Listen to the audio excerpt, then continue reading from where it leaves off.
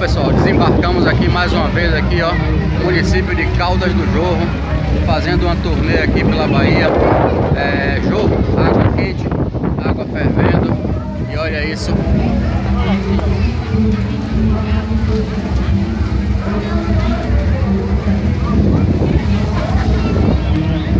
...150 quilômetros que separa a Feira de Santana ao Jorro.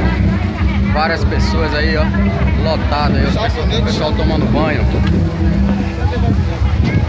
Caldas do Jorro aí, ó.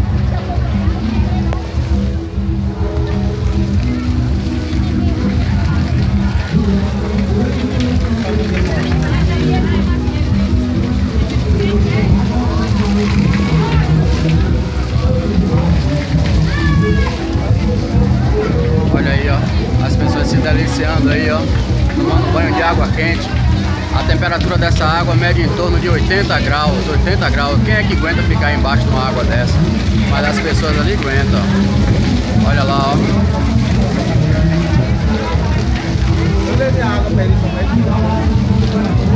E é isso aí, ó. Estamos aqui com a equipe ali, ó. Rui, Juninho, Ruizinho. Caldas do Jorro, Bahia. Olha lá. O pessoal se deliciando aí, ó, nas águas térmicas aqui de Caldas do Jorro.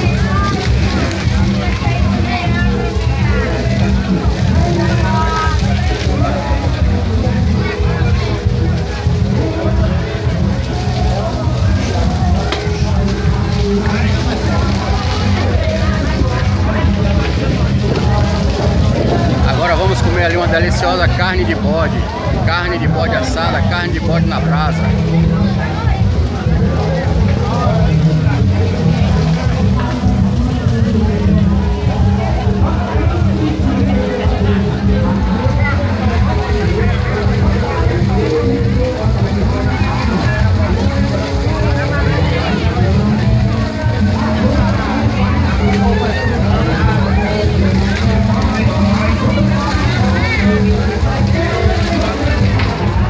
Dando socorro lá, ó. Aí o amigo Juninho aí, ó, dando uma de repórter também, filmando aí, ó. Dona Socorro ali, ó. Cadê Dona Socorro? Olha lá o fundo lá, ó. Dona Socorro lá, ó. Dona Socorro do Jogo do Bicho, tá aqui também no jogo. Forte abraço aí, galera. Tchau, tchau.